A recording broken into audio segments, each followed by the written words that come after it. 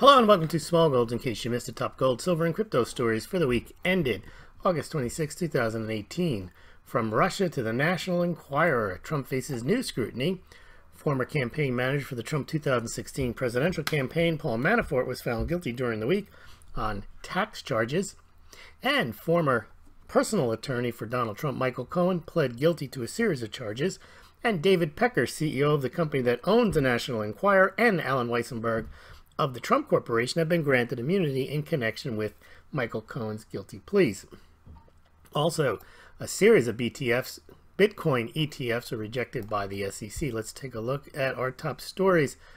First, let's look at the gold market and also what happened for Smaulgld during the week. Well, Smaulgld live streams every night at 8 o'clock Eastern Standard Time on YouTube. Make sure you join us there. And Smaulgld was also on Crush the Street with Ken Amaduri. The headline of that was potential dollar-killing events during the Trump era. I'm not sure that that was my idea for the headline. Also, we had a series of, as you know, each and every night, we discussed internment of Italian Americans, a short history lesson there. Russia adds another 25 tons of gold to reserves in July. Are you de-dollarizing?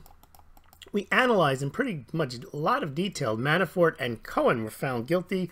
What does that mean? We also took a look at the Shanghai Gold Exchange withdrawals through July. And we asked what happens if Trump gets impeached. And will Trump turmoil finally unsettle these markets? And just last night, we went through some more Trump and Cohen and Manafort analysis. But also, we looked at the Indian silver imports through the first half of the year. So be sure to check all those out on the Smaulgld site or on the Smaulgld BitChute or YouTube channels. Also, those videos are also on real.video, and some of them have been uploaded to BitTube. Well, gold finally caught a bid, got itself back above 1200, ended the week at 1205. Silver managed to not move at all, ended at 1477, the same as it was last week. Gold silver ratio still is close to 82 to 1. All right, let's see what we have in the way of stories. Now, one of the developing stories is what's going to happen with Jeff Sessions. He retweeted a couple of tweets that he made during the week talking about how Jeff Sessions should basically unload on his political opponents and go back and look at the Clinton investigation, Comey, and the whole lot of them. And Sessions shot back during the week, wasn't going to do it. He's not going to let politics come into all this. And Trump retweeted the request again. He also tweeted during the week that he does not like to see the social media giants censoring conservatives. And he double tweeted that again. He retweeted his own tweet.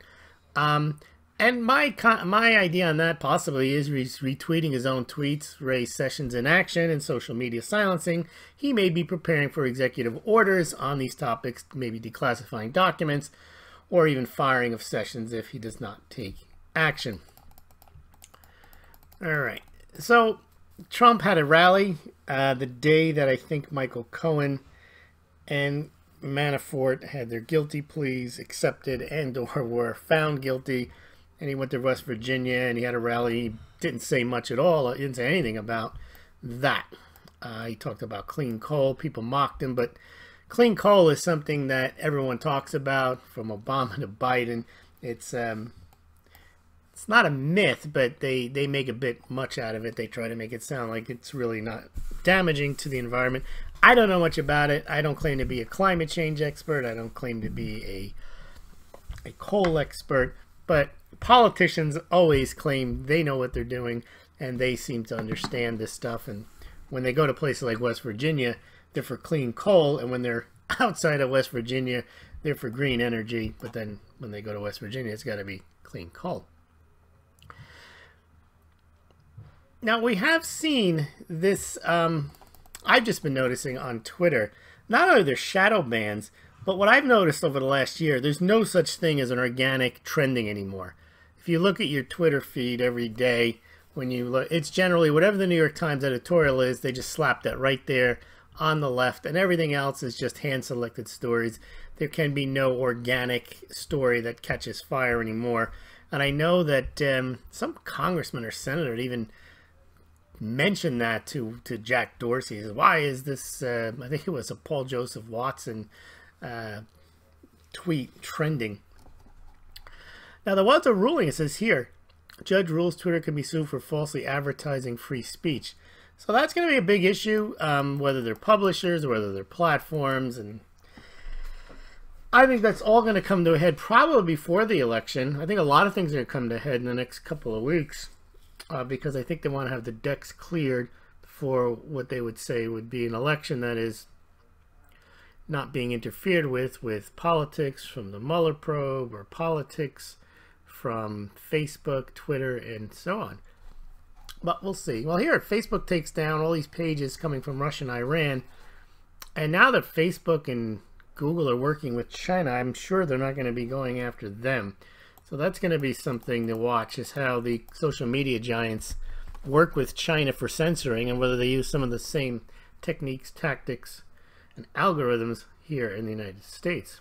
And here's Trump's tweet. Social media giants are silencing millions of people. Can't do this, even if it means we must continue to hear fake news like CNN, whose ratings have suffered gravely. People have to figure out what is real and what is not without censorship. And he double tweeted that today. Well, he retweeted it, double tweeted it. All right, now let's talk mostly what happened during the week. It's all Manafort, Mueller, Cohen, and so on.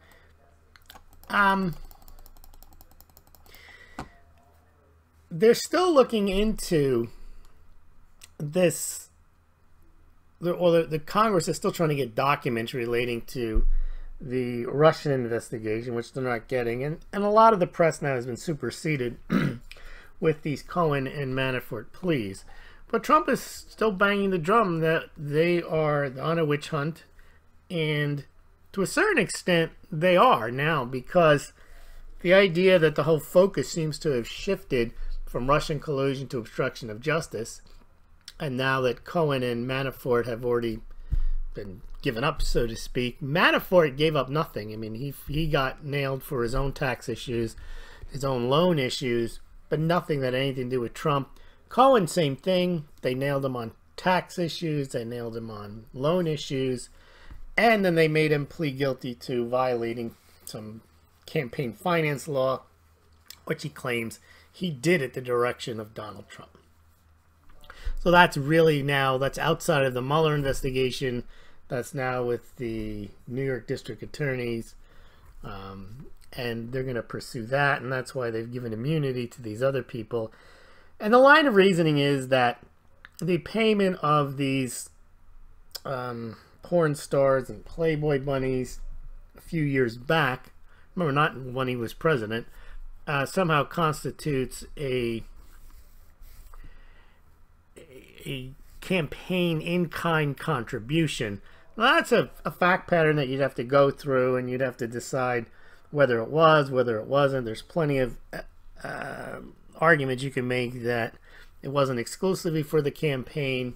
And also, even if it was exclusively for the campaign, the actor has to know that he's breaking the campaign finance laws, and he'd have to have the requisite intent. It doesn't seem like that was the case. It seems like he was just trying to pay them off. But the big deal that they're making out of all this is that Cohen pled guilty, and he said that he not only knew, but he directed him to do this, and therefore it is a campaign.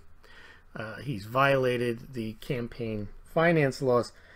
Now, there's been also, you'll hear people saying, a lot of the Trump defenders are saying that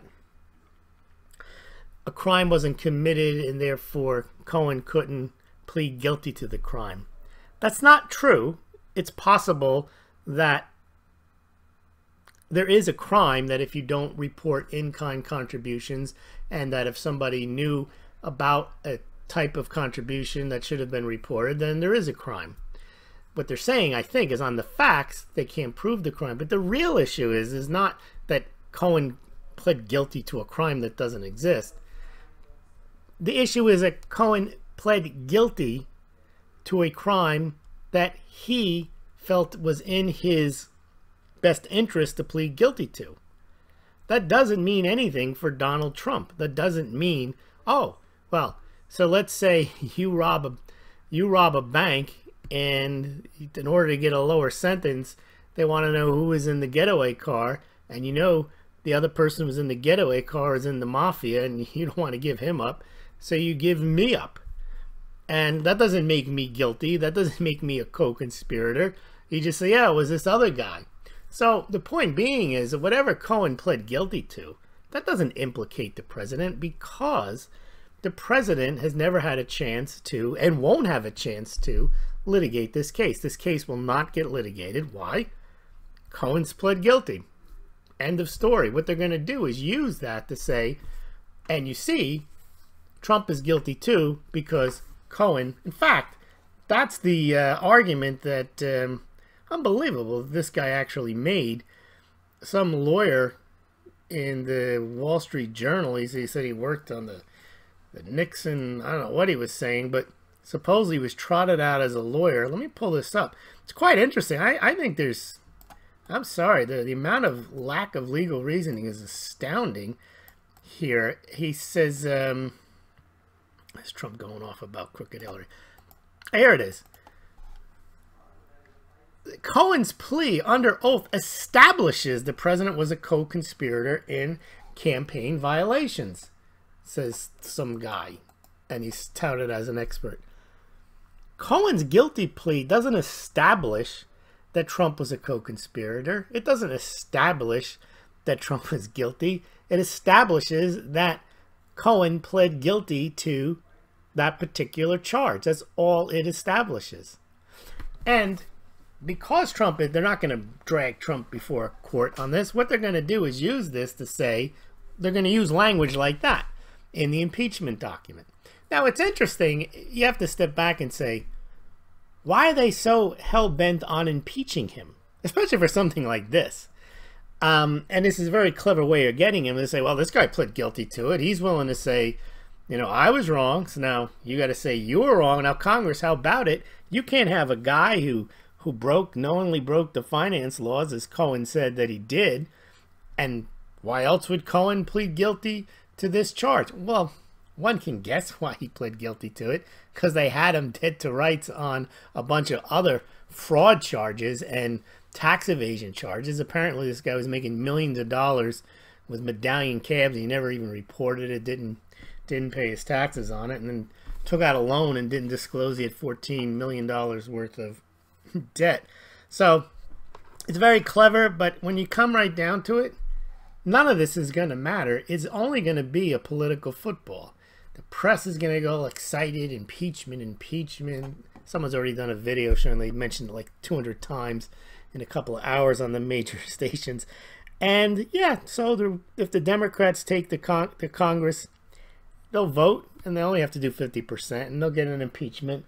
And they'll waste a lot of time, just like the Republicans did with impeaching Bill Clinton, a lot of committees. And then they'll send it up to the Senate, and the Senate will vote on it, and it won't even get anywhere near 66 votes or 2/3 votes in order to impeach him. And they'll have wasted all that time, and then it'll appear like they were out to get him. And what happened with Clinton was, at some point, the people thought, this is enough. All right, so the guy did what he did. He lied. Well, actually, I was surprised because he did lie, and it was proven. He committed perjury, but a lot of people forgave him on that. And they actually, his last 2 years of his presidency was more popular than ever, because he goes through that, and he looks like he's being embattled, beleaguered.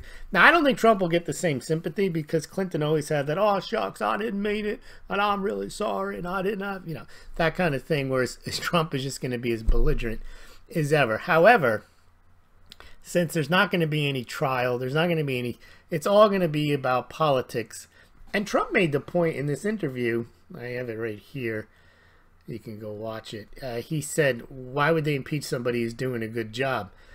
Now, if you don't like Trump, you say he's not doing a good job. But if the GDP continues to come in, the economy's doing well, a lot of people aren't going to care. Especially, these are things that happened.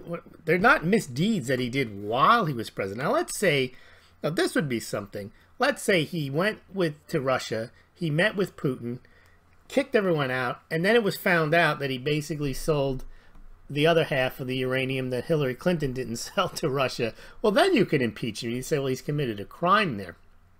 But so a lot of what's going on is this back and forth about what's going to happen. But something is going to happen soon. Either Sessions is going to start going the other direction, or we're going to get the Uber report. There's been a special... Sessions did appoint somebody to look into all... Not a special counsel, but he did appoint somebody to look into how the Clinton email investigation was operated and the Russian collusion. We also have an Inspector General's report coming out. I don't think those things will be coming out soon. I think Trump has actually been saying, I might get involved, I might get involved. I think he's going to declassify a lot of this stuff. And then you're going to have to call on the press to take a look at it and say, what's in here? Is it really damaging, or is there a spin they can put on it? If not, then that could change the whole tenor of what's been going on. But I do think that's coming, something like that. I don't know what he's going to do with the social media. My thought would be the best thing, rather than try to force companies to do what they don't want to do. I mean, Trump can essentially shift a large amount of traffic from Twitter over to other platforms if he would just post there and not post on Twitter, because people would go over there, the media would have to go over there, wherever it is, open up accounts in order to look at what he's saying. I think it's a better way of doing it. I'm surprised that the big content providers, they still, when they send out their tweets, they tweet to their YouTubes instead of maybe tweeting to their other platforms where they have videos.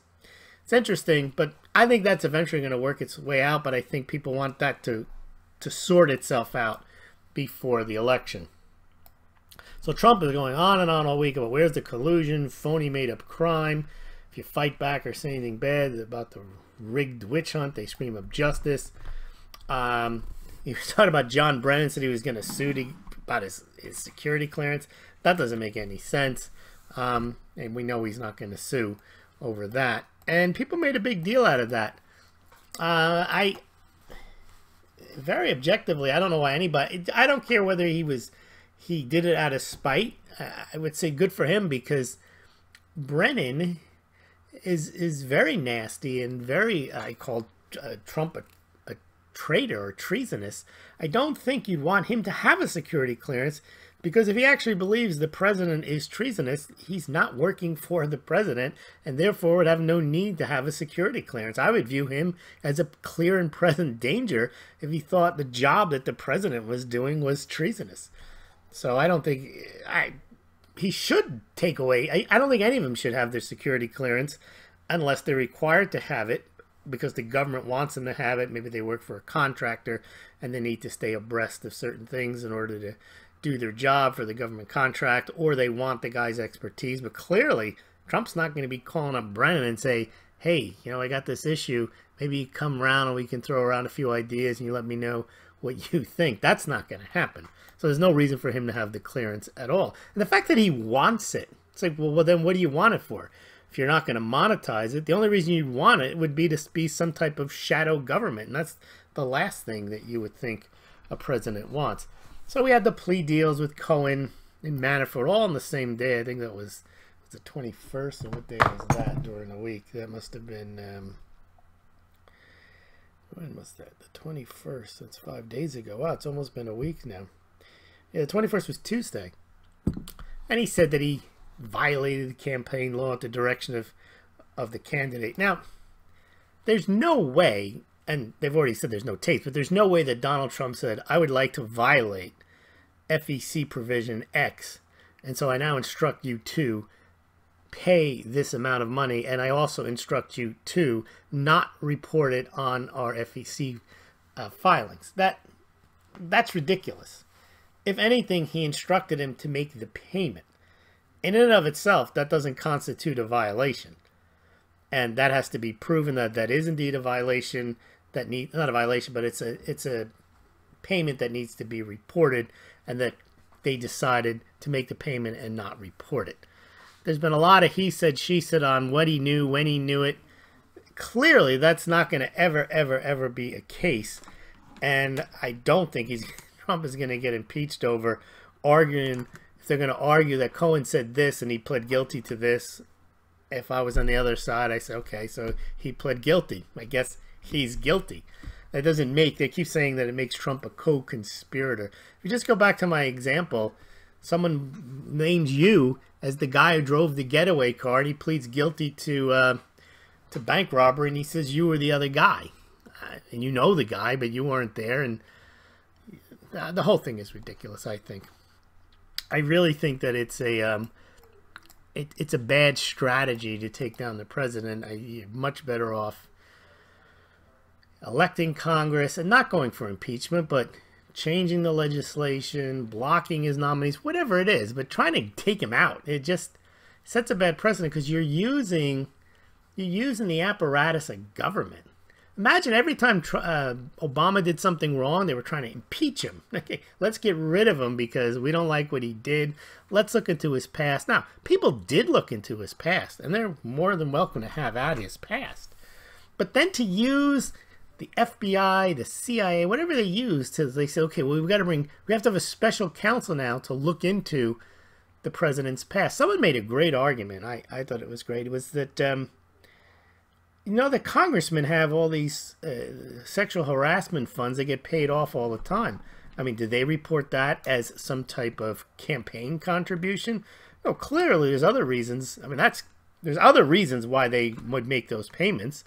But still, the idea that somehow Trump paid off some people to keep quiet, that's his right to do that. And even if somehow they determine it's a campaign FEC violation, every campaign, and I'm not excusing any bad behavior, but they all have these violations. They don't impeach. They didn't try to impeach Obama because he collected like a couple of $1 million that he shouldn't through certain ways. They fined him $370,000. No one talked about impeaching him. The only reason they're talking about impeaching Trump is that is the MO.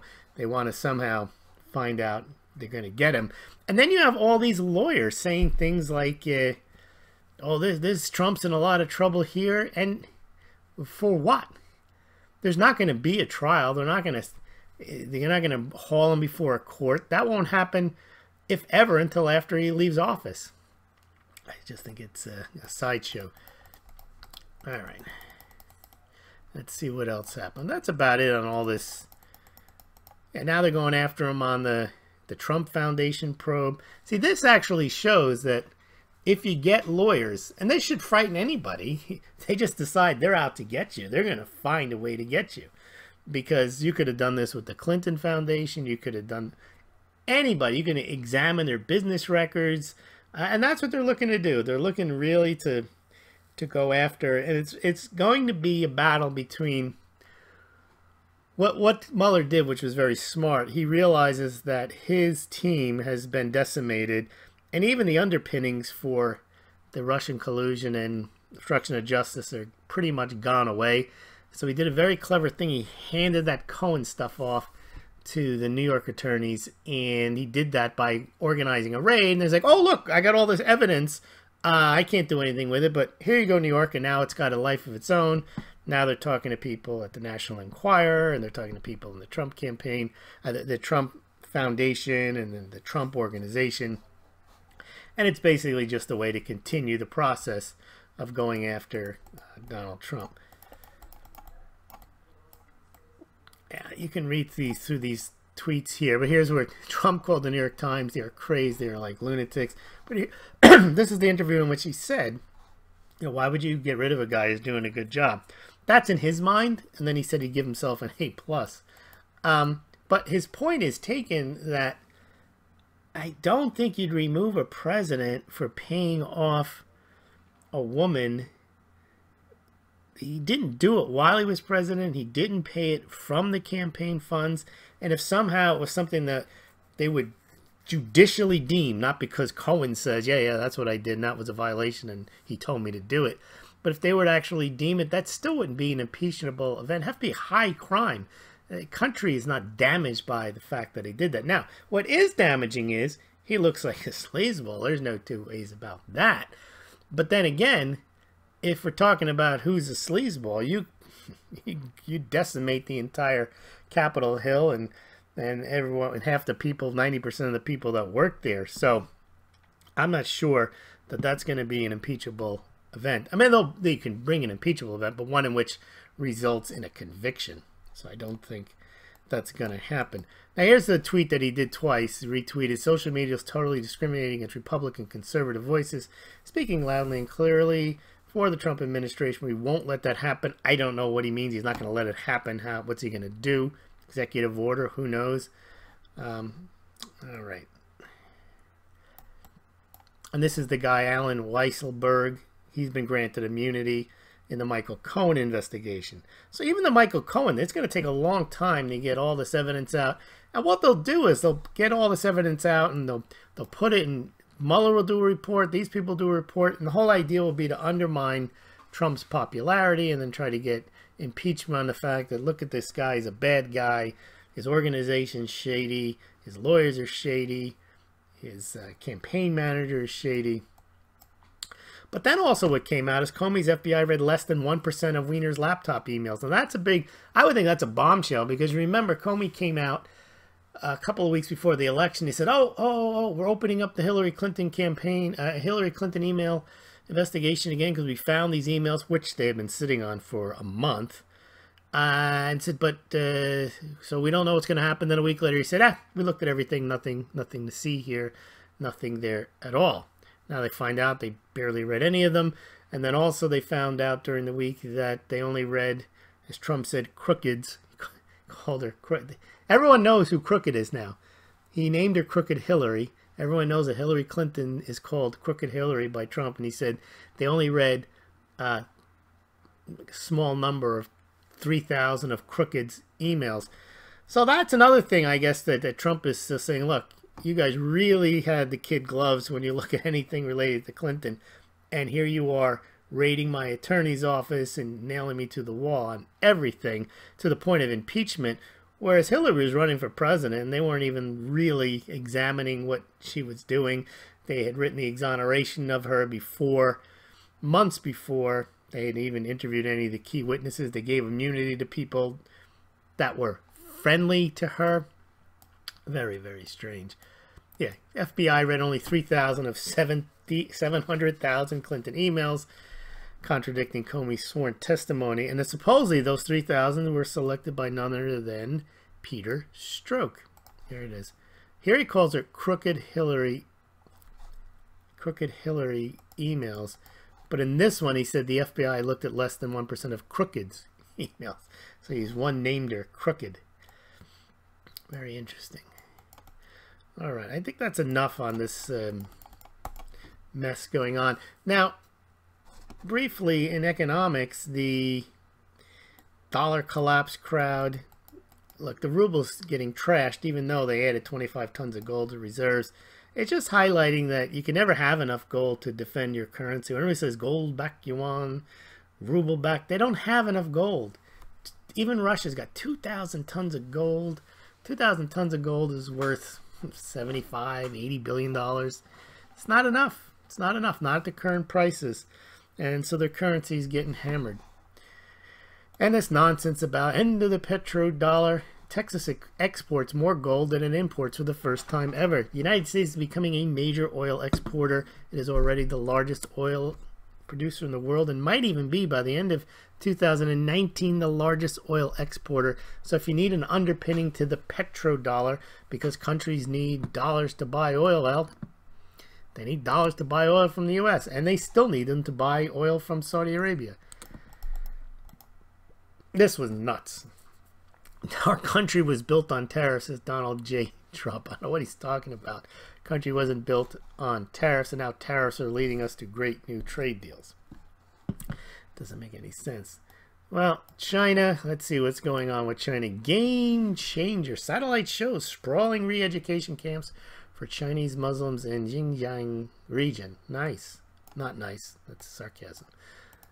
Yeah, China seems to be very totalitarian. A lot of people praise China on the, the libertarians somehow praise them, or sound money because they like gold. They just overlook all of this social credit scoring, or they try to say the United States is worse, censorship of the internet, the supposed re-education camps. It's not defendable, really. Let's see. What else do we got? China says they're working hard to control their ballooning debt. By what? Issuing more? It's unbelievable. Alright, I think we're about done here. China says it won't resort to strong stimulus, but will keep liquidity ample. What does that mean?